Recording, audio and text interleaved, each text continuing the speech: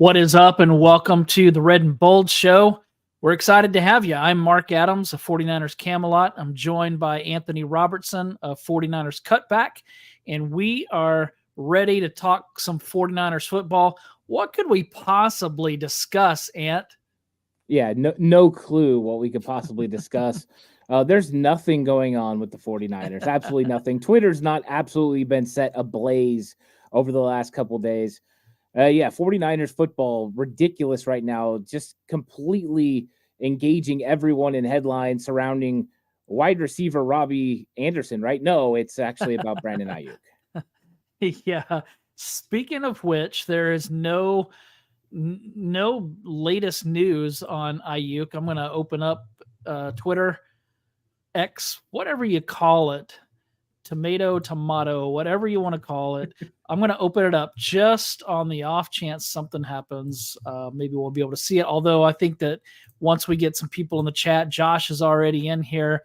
I'm sure we'll have people tell us if anything happens. And so Jesus is injured. Well, that's really bad news for the world. I don't think that's what proper meant to say, but I don't know what he was saying.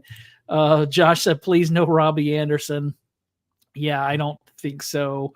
Proper said Tariq is gone. Yeah, they let go of Tariq Owens, Terrell's son. He had an injury, so they cut him loose. But let's talk real quick. I don't want to spend too much time on Brandon Aiyuk because at this point, we have no idea. There's rumors that a deal is in place between the 49ers and the Steelers. Who knows what's going to happen? I do think it's interesting hearing news earlier in the day that the 49ers had a deal or had an offer from Pittsburgh back in the spring for a first rounder, and they turned it down. Did you hear that? No, I haven't heard that. So that's kind of news to me. I knew that the 49ers were trying to get the most possible they could get, and that a lot of people believe that they've kind of, did the things they did and made it more public to try to get Pittsburgh to up their offer.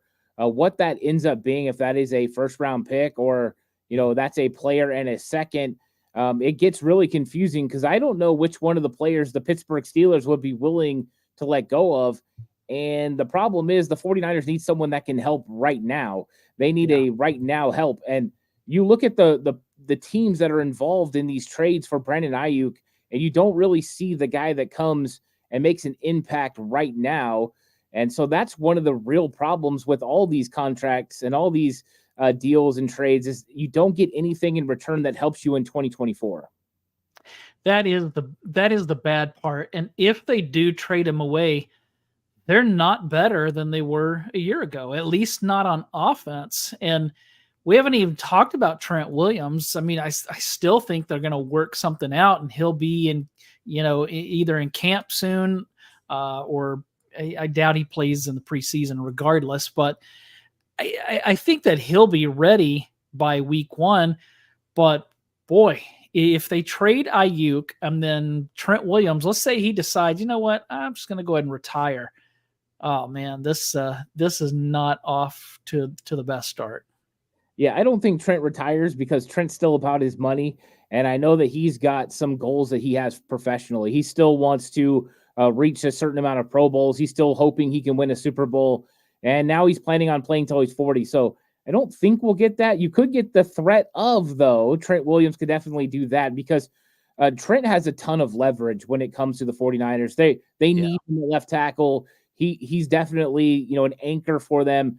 And plus, he's a guy that you just have to have. There's no way around it. You don't have other guys that can play at the level of Trent Williams. So he's the best at his position in the entire league. And eventually they'll probably come to an agreement. I'm guessing 2 weeks before the regular season starts. That would be my guess. Yeah, I would prefer that over what Bosa did, where he came in just a few days before. But yeah, with Aiyuk, Washington is out. New England is out.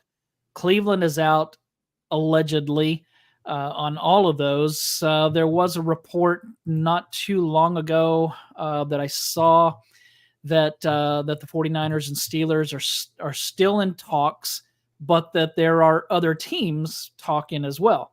Don't know if that's Cleveland or New England.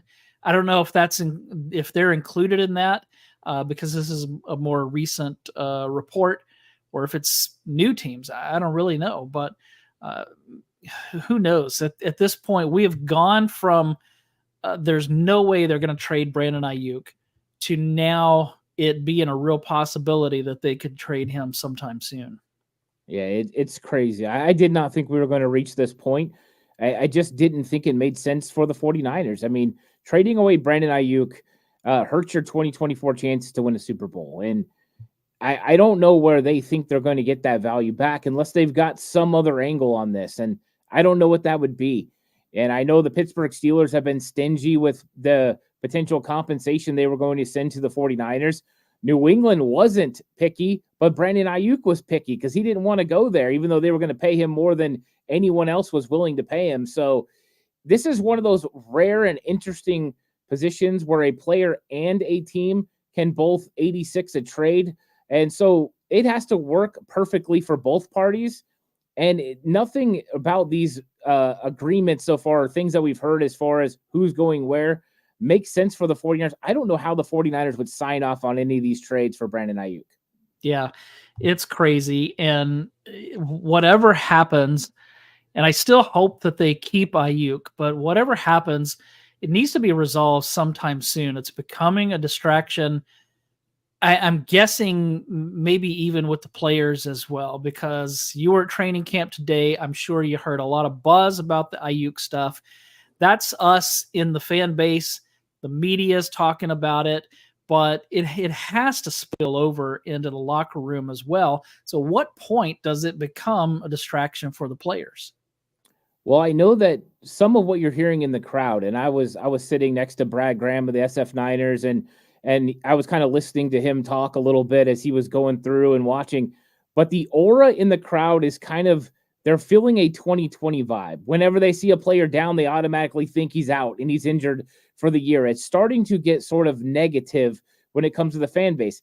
I don't know if that's regulating or going down to the team. It doesn't appear so far. They look like they're still out there competing and working hard. So I don't know how transparent things are with the players within the locker room, but I think because they have Fred Warner and they have Deebo Samuel and George Kittle and Brock Purdy, that they can probably keep this thing together a little bit better than they did in 2020, where things were, you had younger guys, right? Kittle was still young, Bosa was young, but now there's a lot of older veterans who have been through this before. So I think they're more capable, but it's definitely an energy that's going through the fan base right now compared to what I've seen even last week when I was at training camp. So things are different and not in a positive way. A lot of people not excited about Brandon Aiyuk's potential trade from a couple aspects. Either they're not a fan that Brandon Aiyuk hasn't just agreed to sign with the 49ers. They're mad at Brandon Aiyuk, or they're mad at the team for letting it get here and potentially trading away one of their favorite players for what would look like 75 cents on the dollar,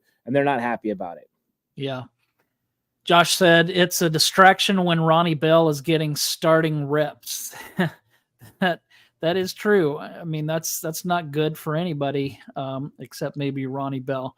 Well, let's talk a little on the field kind of stuff. You said that this is kind of getting 2020 vibes, at least from the fans that were at training camp. It's getting 2020 vibes from the fans on social media as well. A lot have been talking about it, especially in light of all of the injuries that are taking place. Christian McCaffrey is out with a calf strain. Fred Warner is out with a foot that he said today is not a big deal. So we'll trust him there. Ricky Pearsall hurt again. This is a guy who really wasn't hurt much at all in college, and now all of a sudden we're seeing this. Elijah Mitchell hurt again. Darrell Luter Jr., I don't know where he's at. Is he hurt? You didn't see him out there, did you? Yeah, he was hurt, and he's been working his way back. So about halfway through practice today, after individual drills, he went and worked on the side field and did some running and things like that. What they're doing with all the guys with hamstrings, they're having to go through their regiment to get themselves back full time. So that's what he was doing. but we're still not seeing him in one-on-ones or 11-on-11s right now teams. So Luter Jr. is close, but he's not back yet. Yeah, and Josh in the chat's mentioning Danny Gray being injured again. So, gosh, just lots of injuries going on. You always see this, but it just kind of maybe because we're dealing with Trent Williams holding out and Brandon Aiyuk holding in, maybe these negative things like injuries are being more focused on, or maybe it's because it's happening to players like Fred Warner and Christian McCaffrey. But there definitely does seem to be some negativity surrounding the team right now. Yeah, I think there's more precaution going on from the 49ers and their training staff about a lot of their key players. I think that if this was the regular season, a lot of these guys would be going through practice or getting light practice and then playing in the games. But because it's preseason, and for most of them, they're not going to be expected to play. I mean, Christian McCaffrey was never going to play preseason games. Why have him go out there and work on a strained calf? Or Elijah Mitchell's dealing with a strained hamstring that they're calling 1 week. He's already been running and getting back to work. So this isn't like a big injury. Danny Gray was out there competing in 11-on-11 drills. He just can't have contact right now because of a shoulder. So what you're seeing is, yes, the injuries are a focus, and it's always nerve-wracking seeing guys go down. Like today we saw Conley go down for a while, or Deebo Samuel working with trainers. Those aren't fun things to see, but I think we have to remember that right now there's no real serious injuries. And Kyle Shanahan talked about Ricky Pearsall a little bit, and the fact that he had actually hurt the shoulder during OTA. So this is a reoccurring injury, so maybe it didn't heal all the way. We finally know why he was wearing the blue jersey during OTAs for that long period of time. So these guys got to get healthy. That is true. But I think that the injuries are definitely more focused on right now because everyone's feeling some type of way about what's going on with Brandon Aiyuk and Trent Williams, and they're fearful that we're trending down that wrong path of injuries. And I think that eventually it's going to calm down and everything's going to be okay, because most of these are normal soft tissue injuries that happen all around the league in training camp, and that's what's happening right now. Yeah, and probably part of the concern with Ricky Pearsall is the fact that Brandon Aiyuk may not be coming back. And so that's going to put more pressure on Pearsall. Let's say they move on from Aiyuk. Let's say they trade him. Who starts against the Jets?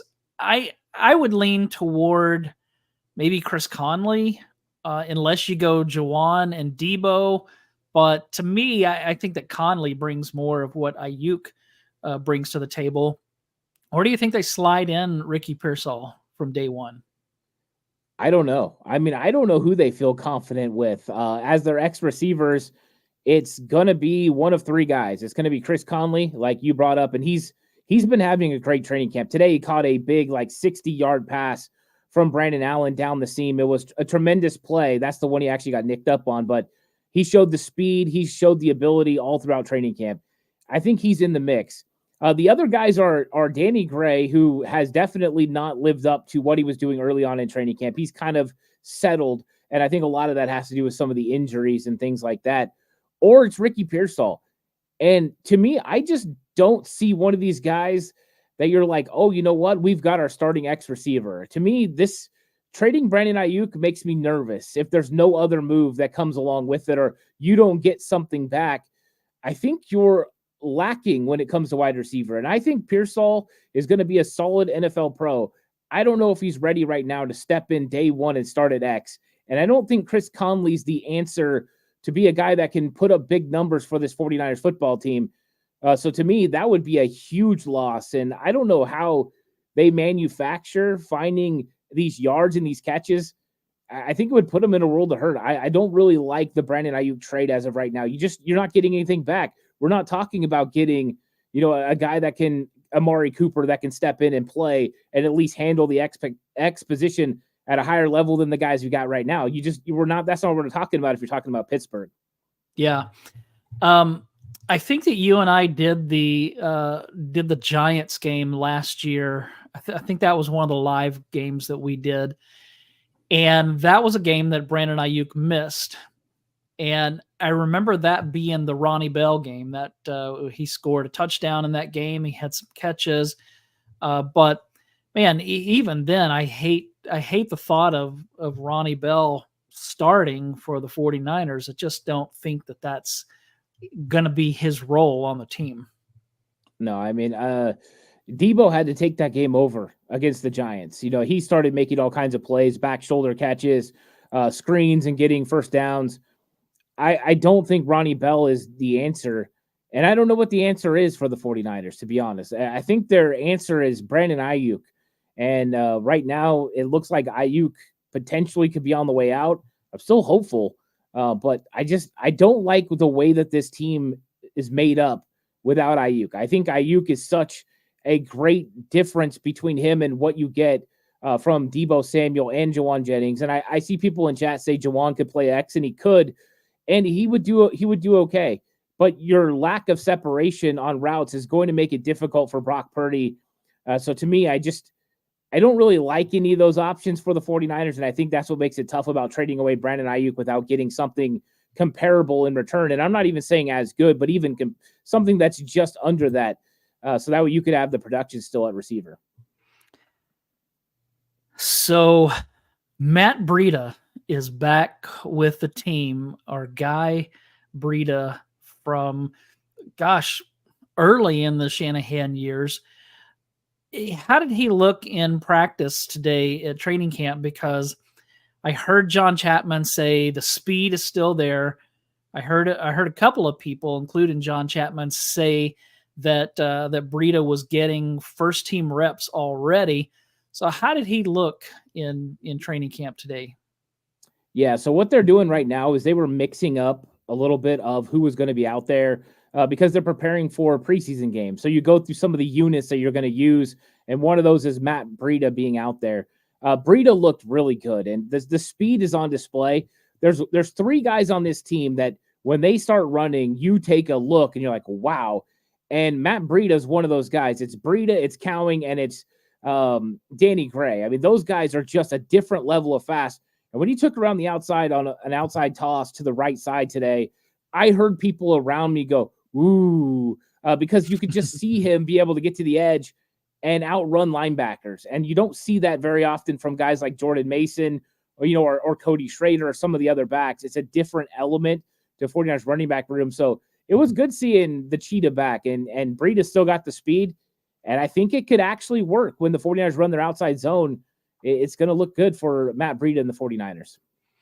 Yeah, with Brock Purdy, he could be a dangerous weapon out of the backfield for sure. I mean, he's not Christian McCaffrey, but the way that Purdy plays the game, I think that adding Breida could be a nice little change of pace there. I want to go back to this. Lou asked, guys, do you feel the team will take a bag of rocks for PA, or will they stay firm in their price? No way they take a bag of rocks. The 49ers are going to make sure they get something back for Brandon Aiyuk. I think the problem is, I don't know where the deal is where they get what they deserve to get for Brandon Aiyuk. I don't know where that deal's at. I haven't heard anything about the Raiders, so there's no Devontae Adams deal on the table. I haven't heard the Steelers putting in their young players, Pat Freiermuth or George Pickens. So we're not getting those guys back. So you're not exactly getting anyone back that's going to move the needle as a starting X receiver or a starting player, an impact player for your football team. And that makes me nervous. That there's no way that the 49ers can allow that to happen. You don't just give up a guy that's worth that much in capital for nothing. And, if you're going to get pennies on the dollar, just make the guy sit out until he realizes he has to play under his fifth-year option and then get the play that you need out of him. And I think at some point they could work this thing out. Number one, Brandon Aiyuk still wants to win. Number two, he is very fond of his teammates. They could figure this thing out for 1 year.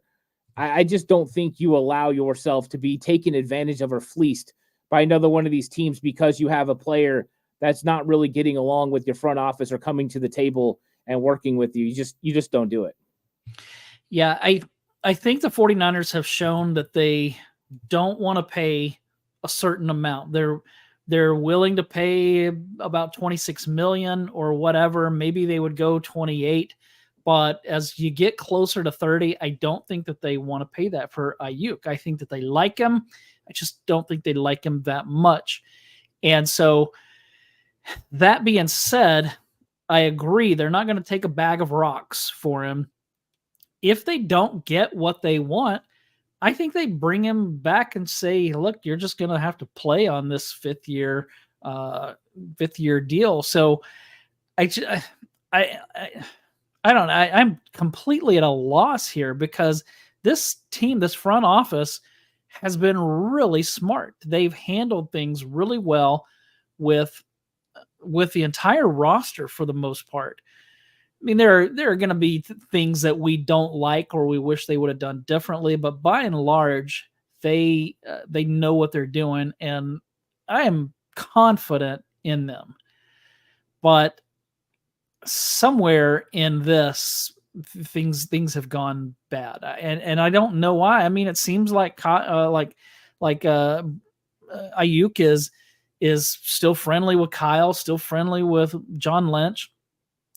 So I don't think that it's gone like so bad that everybody hates each other, but something's not right because they should have been able to work out something at this point. And Josh said Aiyuk was bluffing and 49ers called it. Yeah, I don't know. Proper said it'll make John look bad. If they trade him and they don't get something really good for him, as in something that they could have gotten in April, it's going to make everybody look bad. Maybe not Aiyuk, but yeah, Aiyuk at that point, I mean, he gets the bag, so he looks good for himself. He doesn't really care, but this football team has to figure out how to get somebody in that takes that spot of Brandon Aiyuk. Does that mean that they have another call that they've made? Maybe they know that they can trade Brandon Aiyuk and get some draft capital and turn around and trade that for a known player that's potentially available for the draft capital that they have. Maybe 2-2s go get you a guy. I don't know. But I mean, without getting a legitimate receiver to play with this group while Ricky Pearsall grows and gets comfortable within the offense, I think would put the 49ers offense at a detriment, which is really a disappointing because this team is ready-made between how good that defense is. Like I saw today, that defense is fantastic. Between that defense and the offensive weapons that they have and some of the players up front that are playing better on the offensive line, they have a legit chance to go back to the Super Bowl if they can stay healthy. And that might take a huge hit if Brandon Aiyuk gets traded. And I think that's sad, but that's a detriment to this football team if Aiyuk is not on the team. All right. Yesterday, Nick Bosa was speaking, and he said that the 49ers are using more 3-4 looks than they have in the past. Did you see that today? And whether you did or not, what do you think about them using more 3-4? Yeah, I haven't seen very much 3-4. I've seen a couple of different goal line looks that will give eerily similar look. I've seen more of Nick Bosa and Leonard Floyd standing up in a 2-point stance, kind of some more movement, them bringing the outside linebacker Jalen Graham up on the outside.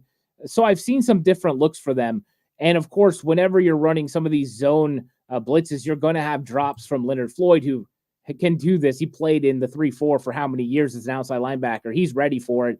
And then you've got Bosa, who a lot of teams when he came out in the draft thought he could handle it as well. So we haven't really seen it. I'm guessing that they've already started talking about it and haven't really ran it. I'm guessing they don't want people to know they run it. So I don't know if they really like that Nick Bosa's talking about it a whole lot. But I think there's going to be a lot of unique things, and I've already seen some differences in late movement along the defensive line or even some of the alignment of the defensive line that could give the 49ers an advantage and just a different look for the offense to have to adjust to. Yeah, I don't know. I'm kind of with Josh. If you have the personnel to run the 3-4, I mean, the 49ers won some Super Bowls running the 3-4. Vic Fangio ran the 3-4, and they obviously had a great defense. This team has been built differently. Not that they can't, go from one formation to another. I think that they can, but as long as it's more in line of here's some different looks, then I think that I think this could be a positive thing. And it sounds like with some of the changes to the 49ers defense, especially in the coaching side of it, that maybe they're coming up with some more creative things, some different blitz packages, some different formations, some things that they didn't necessarily do last year. And you've talked about that a lot, in that Steve Wilks was a back end of the defense guy. And even though Nick Sorensen was a back end of the defense player, it seems like Fred Warner sounds like he's pretty happy with how things are now, which says maybe they're marrying the front and the back end a little bit better this year. Yeah, that's a focus for Nick Sorensen. And one of the things that really helped Nick Sorensen with that was he was coaching nickels. And the nickel corner has the unique position to deal with what's happening in the secondary and what's happening with the front, not just the linebackers, but the defensive line as well, because he has run fits. So coverage with the back end and then run fits with the front. And so it put him in a unique situation, Sorensen, to work with the linebacker coach, with Coach Chris Kasarik, and then also with Daniel Bullocks and the defensive coordinators, whether that was DeMeco Ryans or Steve Wilks. So he's kind of been tied into all of it and seen it firsthand. So it's good. Plus, he did coach linebackers while Johnny Hollins was out. So Nick Sorensen can handle this. And when it comes to Brandon Staley, the guy's got it together. He knows what he's doing as far as tying this thing together. And I think this defense is taking the next step, the next evolution that Kyle expected it to do last year under Steve Wilks, with some subtle changes that take it to the next level. And I don't think those happened last year. In fact, I know they didn't. And I think that's what Brandon Staley and Nick Sorensen are tasked with now. And I think we're seeing little bits of it. I seen in chat, somebody said they even heard they were running 5-man lines, and they are. I watched that last week when I was there. I was watching them do that. They're working on a lot of short yardage. 49ers offense was running 22 personnel, and so they put in their 5-man defensive front, and boy, could that stop the run really well. It was fun to watch. So, yeah, they're doing all of it. I mean, everything's on the board right now for the 49ers. Didn't they do that some last year? Yeah, they did. They did it a lot last year. Wilks would run it even on first down. In fact, week 1, they ran that. That's the play where Fred Warner comes through and nails Najee Harris in the hole and lights him up. They're in a 5-man front. I want to I only have about 10 minutes left here. We got a late start, and we apologize for that. But my fault. That's all right. You had an excuse. You were at training camp and got caught in traffic. Well, I'd like to hear what all you saw at training camp today that jumped out to you. Yeah, I think the first thing is that defensive secondary is really good. I walked away and I purposely said in my mind, the 49ers are 5 deep at corner. And Isaac Yedem has missed the last 2 days of practice. I don't know if you guys heard what's going on with Isaac Yedem. I don't know what is the deal, but he's been fantastic every time I've seen him. Deommodore Lenoir, Charvarius Ward are wonderful. They've looked great. But I think that we've seen Renardo Green take the next step. Whether he's playing inside or outside, he is the next best guy. He's that 4th guy. He's good. And then veteran Rock Ya-Sin has been looking really good as well. The 49ers have 5 guys right now that I think are capable of making plays for this football team. And that's not even including what Darrell Luter Jr. could potentially do if he can stay healthy and get on the field. So I think the secondary and the coverage sacks that we see at practice are happening so much that it's like, these guys are good. And I think that's the first takeaway. Then when you get the defensive line going, and we've seen a couple really good pass rushes from Malik Collins today. We've seen Jordan Elliott have some good today. Jordan Elliott a little bit banged up. But we've seen those guys get after it. And then D. Winters is as advertised. Today, one of the first run plays, he flies upfield, pulls the trigger, and lights the running back up in the hole. And it's like, whew, that reminds me of Dre. That reminds me of Aziz. Like, he's flying like that. So it's exciting times for that 49ers defense. That's the first thing that jumps off, is that defense is really good. Josh in the chat did not like your excuse for being late. He said that's a bad excuse. So. Well, considering I had 3 hours of traffic there and 2.5 hours of traffic back, yeah, it wasn't fun. So it's not an excuse. It's just the truth. That's just the way it is. Just real quick on the game on Saturday. Obviously, the number one thing we want to see is no injuries. What else other than that would you hope to see on Saturday? I want to see some of the young guys competing. I want to see guys like Dominic Pooney, who are being put in a position to potentially start, go out there and show it against another team. And I think he will. But I think there's other young players as well, that Renardo Green competing and Jacob Cowing and these guys going out there and starting to make plays for this football team. That's what I want to see. I also want to see what happens with Nick Zakelj, because Nick Zakelj is getting a lot of first-team snaps at center. And it was very obvious to all of us that they were giving him time at that spot, and he was holding up really well. Whether it was pass blocking or run blocking, he was doing a lot better than even we thought he was going to do. So that's something else I want to see. So young players stepping up, and then guys that we've had questions about, like Nick Zakelj, let's see what they do, because they've been looking pretty good at practice, but they got to go prove it on the field. Yeah, Josh said, I want to see Latu. This might be your only opportunity, because he may not be on this team much longer. I'm with you. It's all about the young players, seeing what they can do against another team. It's going to be a lot of fun.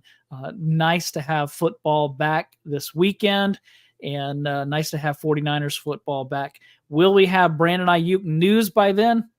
We'll have to wait and see. But that's all that I have. You have anything else you want to add before we take off? Yeah, this is probably not going to please the chat, but I think Robbie Chosen Anderson is going to be signed by the 49ers, at least to be in camp. He was running his routes. He looked pretty clean doing it. And I think they just need the depth with a lot of the injuries. Guys like Malik Turner that had to move on. They need some guys. So don't be surprised if Robbie Anderson is suited up for your San Francisco 49ers on Saturday. It'll make things interesting. I'll tell you that. He wasn't bad in his day, but just, man, he's old now, and I don't think he's the kind of guy that's going to make much of a difference. Josh in the chat said, I dislike Robbie. Yeah. Well, that's all we have. Everybody, make sure you check in on Saturday and watch the 49ers preseason game. We'll be back next week. We'll talk about that game and anything else going on. We'll see if there's any new news for the 49ers. You never know with this team. But we'll be back next week at 2 o'clock Pacific time, 4 o'clock Central, for those of you that aren't on the West Coast. And we'll be back to talk more 49ers. So everybody enjoy the rest of your week and have a good weekend watching the 49ers play.